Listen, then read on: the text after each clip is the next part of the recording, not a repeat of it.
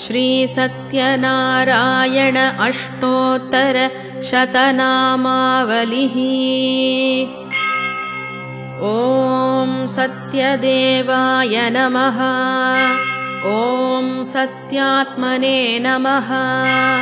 ॐ सत्यभूताय नमः। ॐ सत्यपुरुषाय नमः। ॐ सत्यनाथाय नमः।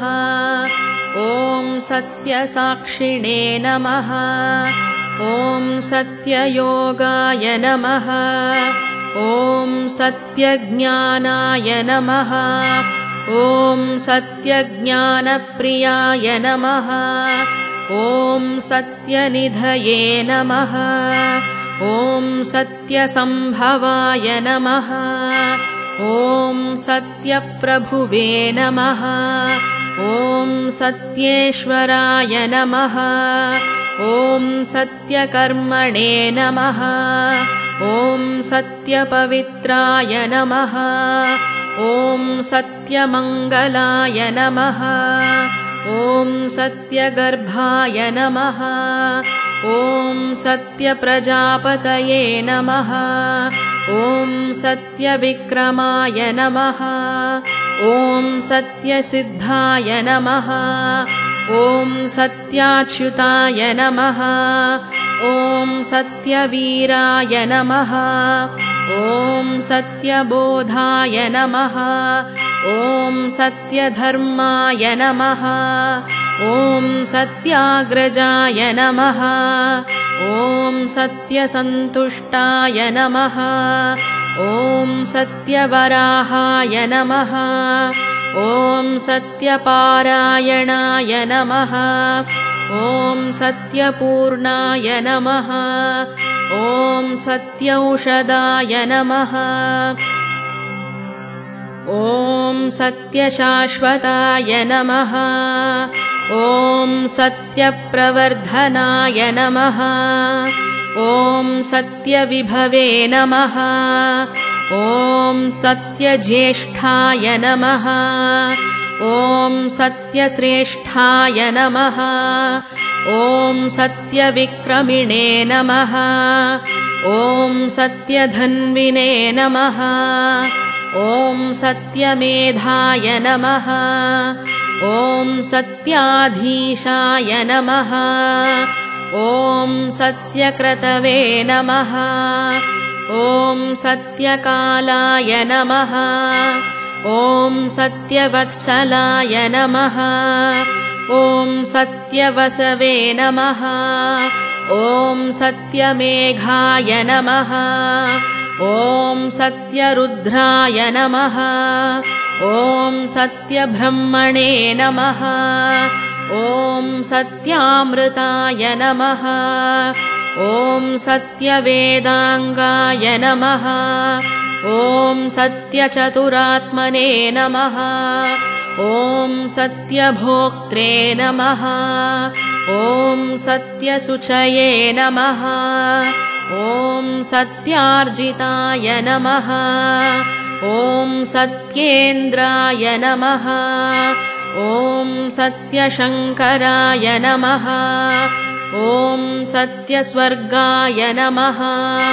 ॐ सत्यनियमाय नमः। ॐ सत्यमेधाय नमः। ॐ सत्यवेद्याय नमः। ॐ सत्यपीयूषाय नमः।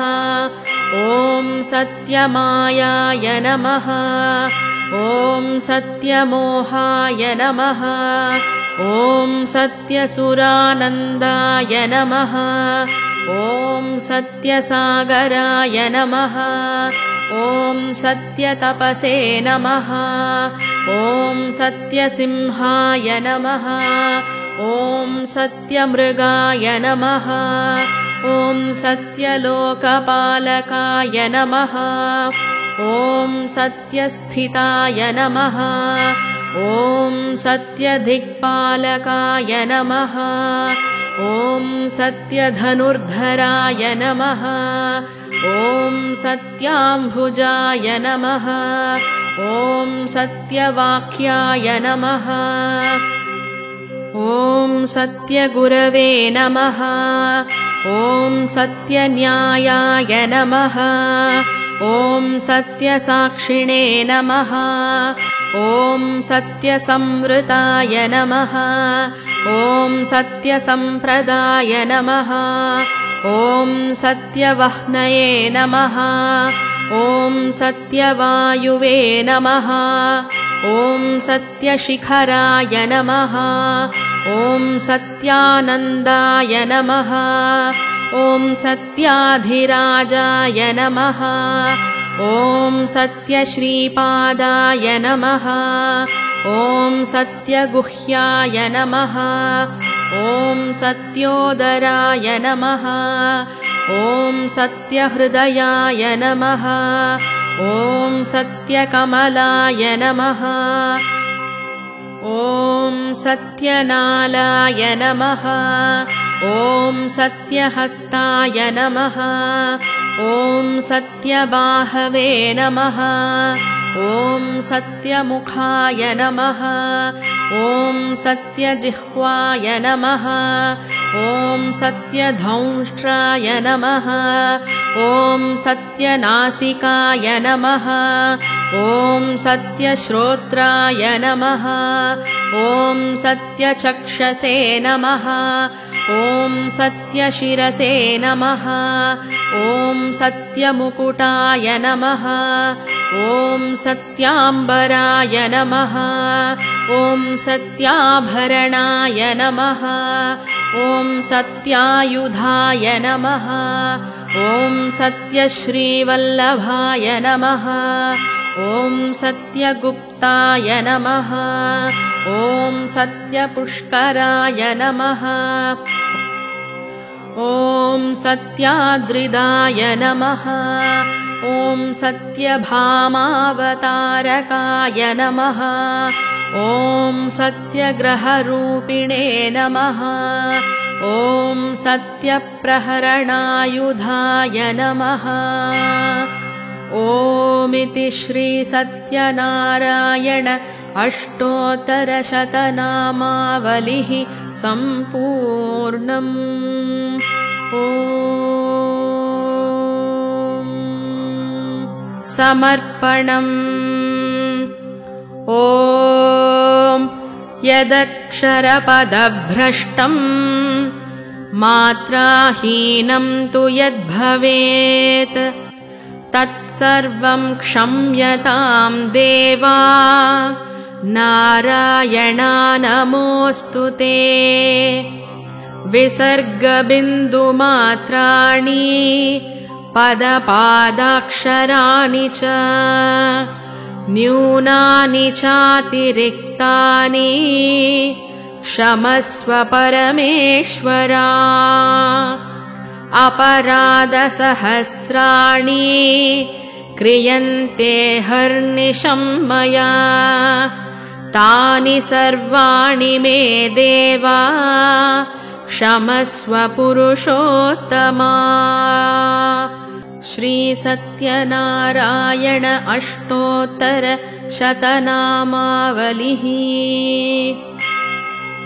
ॐ सत्यदेवाय नमः ॐ सत्यात्मने नमः ॐ सत्यभूताय नमः ॐ सत्यपुरुषाय नमः ॐ सत्यनाथाय नमः ॐ सत्यसाक्षिणे नमः ॐ सत्ययोगाय नमः ॐ सत्यज्ञानाय नमः ॐ सत्यज्ञानप्रियाय नमः ॐ सत्यनिधये नमः ॐ सत्यसम्भवाय नमः ॐ सत्यप्रभुवे नमः ॐ सत्येश्वराय नमः ॐ सत्यकर्मणे नमः ॐ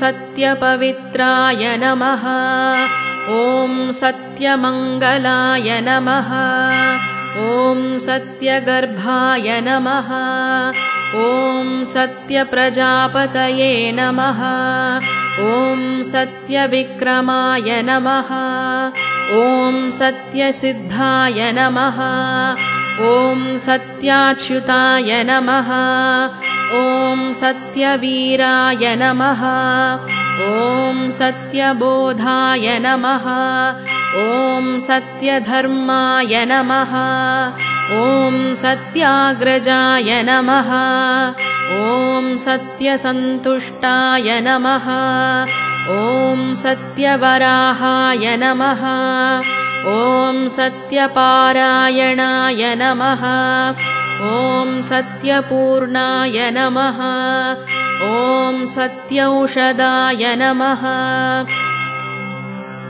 ॐ सत्यशाश्वताय नमः ॐ सत्यप्रवर्धनाय नमः ॐ सत्यविभवे नमः ॐ सत्यज्येष्ठाय नमः ॐ सत्यश्रेष्ठाय नमः ॐ सत्यविक्रमिणे नमः ॐ सत्यधन्विने नमः ॐ सत्यमेधाय नमः ॐ सत्याधीशाय नमः ॐ सत्यक्रतवे नमः ॐ सत्यकालाय नमः ॐ सत्यवत्सलाय नमः ॐ सत्यवसवे नमः ॐ सत्यमेघाय नमः ॐ सत्यरुद्राय नमः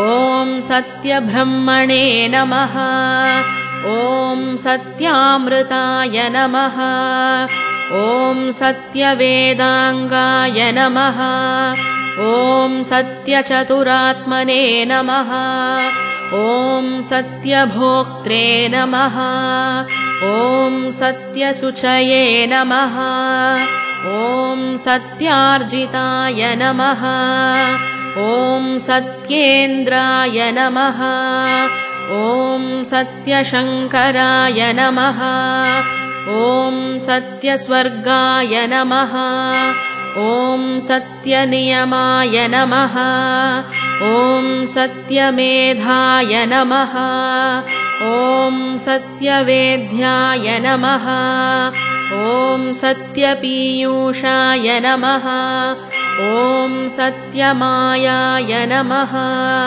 ॐ सत्यमोहाय नमः ॐ सत्यसुरानन्दाय नमः ॐ सत्यसागराय नमः ॐ सत्यतपसे नमः ॐ सत्यसिंहाय नमः ॐ सत्यमृगाय नमः ॐ सत्यलोकपालकाय नमः ॐ सत्यस्थिताय नमः ॐ सत्यदिक्पालकाय नमः ॐ सत्यधनुर्धराय नमः ॐ सत्याम्भुजाय नमः ॐ सत्यवाक्याय नमः ॐ सत्यगुरवे नमः ॐ सत्यन्यायाय नमः ॐ सत्यसाक्षिणे नमः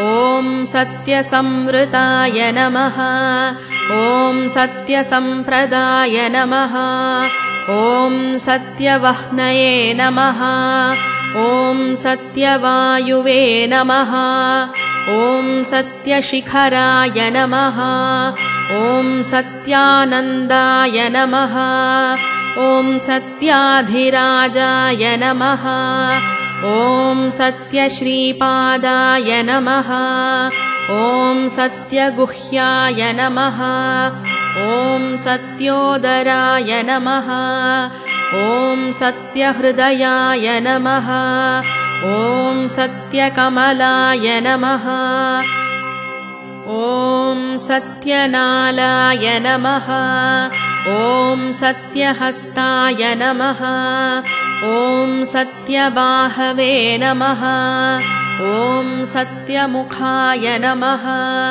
ॐ सत्यजिह्वाय नमः ॐ सत्यधौष्ट्राय नमः ॐ सत्यनासिकाय नमः ॐ सत्यश्रोत्राय नमः ॐ सत्यचक्षसे नमः ॐ सत्यशिरसे नमः ॐ सत्यमुकुटाय नमः ॐ सत्याम्बराय नमः ॐ सत्याभरणाय नमः ॐ सत्यायुधाय नमः ॐ सत्यश्रीवल्लभाय नमः ॐ सत्यगुप्ताय नमः ॐ सत्यपुष्कराय नमः ॐ सत्याद्रिदाय नमः ॐ सत्यभामावतारकाय नमः ॐ सत्यग्रहरूपिणे नमः ॐ सत्यप्रहरणायुधाय नमः ॐ श्रीसत्यनारायण अष्टोत्तरशतनामावलिः सम्पूर्णम् ॐ समर्पणम् ॐ यदक्षरपदभ्रष्टम् मात्राहीनं तु यद्भवेत् तत्सर्वं क्षम्यतां देवा नारायणा नमोऽस्तु ते विसर्गबिन्दुमात्राणि पदपादाक्षराणि च न्यूनानि चातिरिक्तानि क्षमस्व परमेश्वरा अपराधसहस्राणि क्रियन्ते हर्निशं मया तानि सर्वाणि मे देवा क्षमस्व पुरुषोत्तमा श्रीसत्यनारायण अष्टोत्तरशतनामावलिः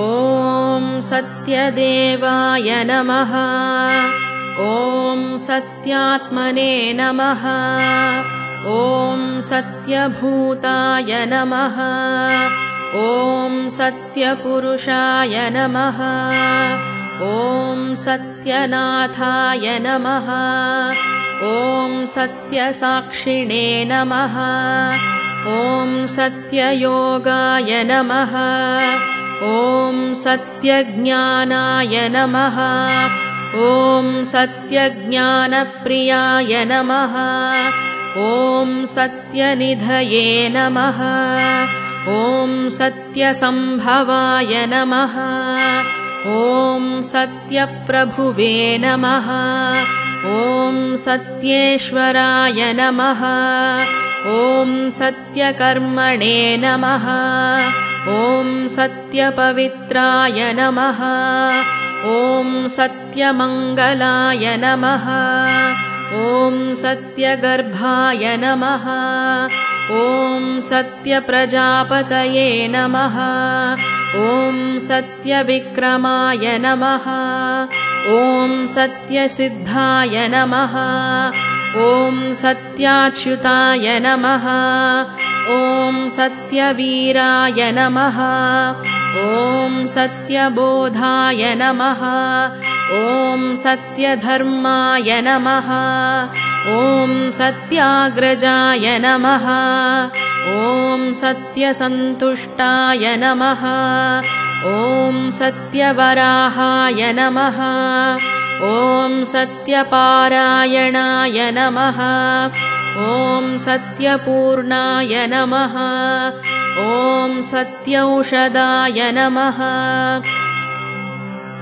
ॐ सत्यशाश्वताय नमः ॐ सत्यप्रवर्धनाय नमः ॐ सत्यविभवे नमः ॐ सत्यज्येष्ठाय नमः ॐ सत्यश्रेष्ठाय नमः ॐ सत्यविक्रमिणे नमः ॐ सत्यधन्विने नमः ॐ सत्यमेधाय नमः ॐ सत्याधीशाय नमः ॐ सत्यक्रतवे नमः ॐ सत्यकालाय नमः ॐ सत्यवत्सलाय नमः ॐ सत्यवसवे नमः ॐ सत्यमेघाय नमः ॐ सत्यरुद्राय नमः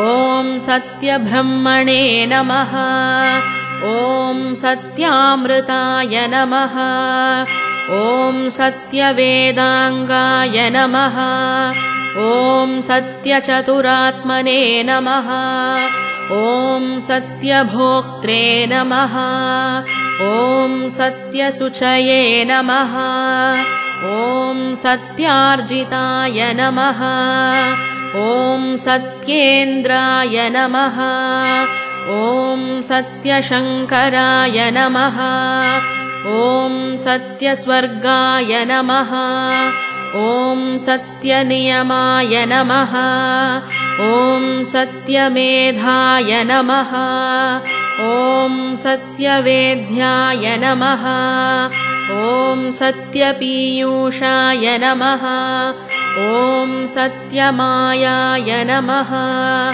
ॐ सत्यमोहाय नमः ॐ सत्यसुरानन्दाय नमः ॐ सत्यसागराय नमः ॐ सत्यतपसे नमः ॐ सत्यसिंहाय नमः ॐ सत्यमृगाय नमः ॐ सत्यलोकपालकाय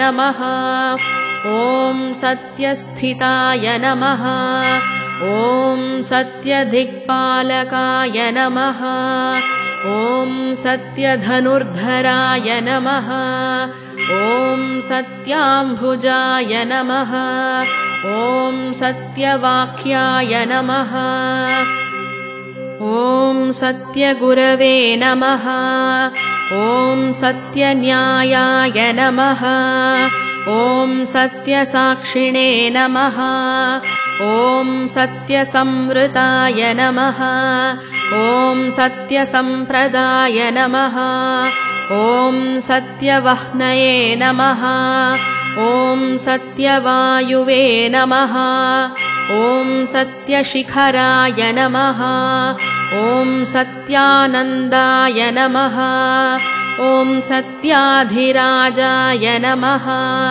ॐ सत्यश्रीपादाय नमः ॐ सत्यगुह्याय नमः ॐ सत्योदराय नमः ॐ सत्यहृदयाय नमः ॐ सत्यकमलाय नमः ॐ सत्यनालाय नमः ॐ सत्यहस्ताय नमः ॐ सत्यबाहवे नमः ॐ सत्यमुखाय नमः ॐ सत्यजिह्वाय नमः ॐ सत्यधौष्ट्राय नमः ॐ सत्यनासिकाय नमः ॐ सत्यश्रोत्राय नमः ॐ सत्यचक्षसे नमः ॐ सत्यशिरसे नमः ॐ सत्यमुकुटाय नमः ॐ सत्याम्बराय नमः ॐ सत्याभरणाय नमः ॐ सत्यायुधाय नमः ॐ सत्यश्रीवल्लभाय नमः ॐ सत्यगुप्ताय नमः ॐ सत्यपुष्कराय नमः ॐ सत्याद्रिदाय नमः ॐ सत्यभामावतारकाय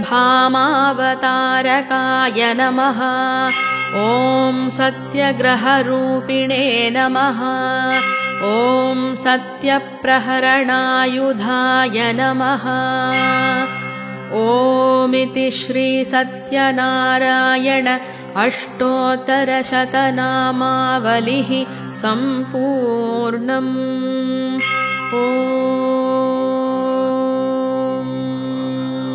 समर्पणम्। ॐ यदक्षरपदभ्रष्टम् मात्राहीनं तु यद्भवेत् तत्सर्वं क्षम्यतां देवा नारायणा नमोऽस्तु ते। विसर्गबिन्दुमात्राणि पदपादाक्षराणि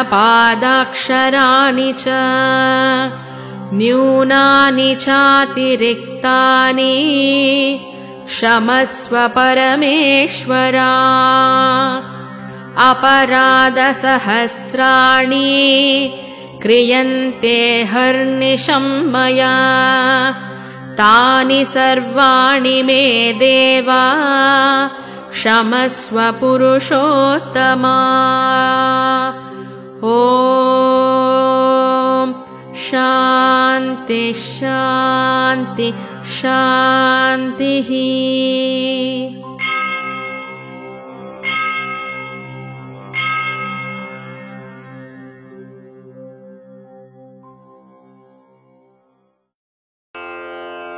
ॐ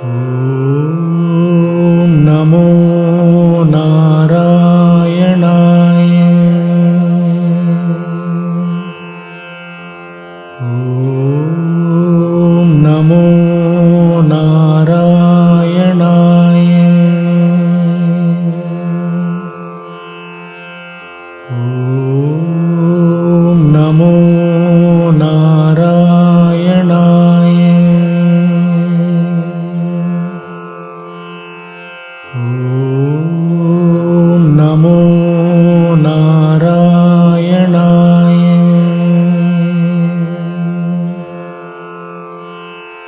ॐ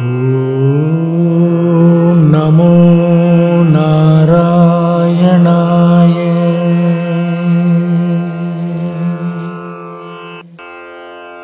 ॐ नमो नारायणाय।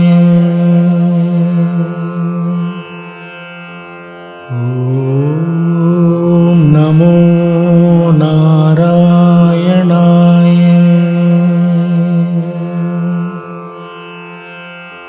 ॐ नमो नारायणाय।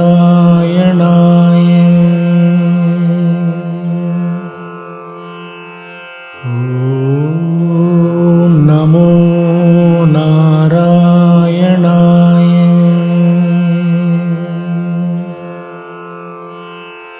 ॐ नमो नारायणाय। ॐ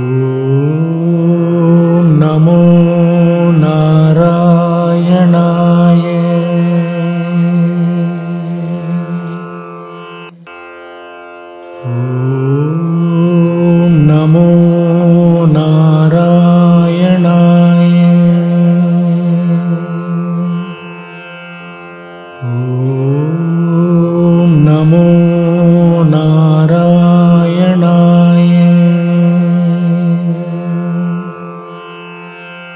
ॐ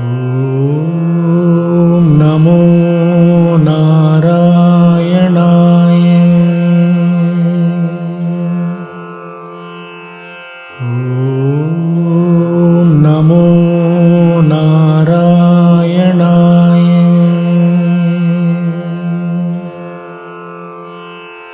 ॐ नमो नारायणाय।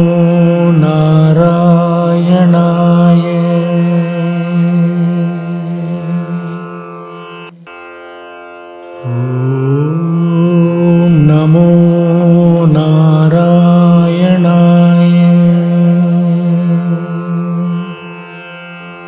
ॐ नमो नारायणाय।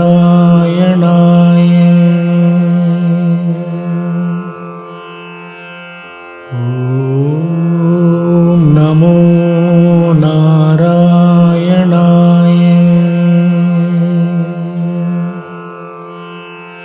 ॐ नमो नारायणाय। ॐ ॐ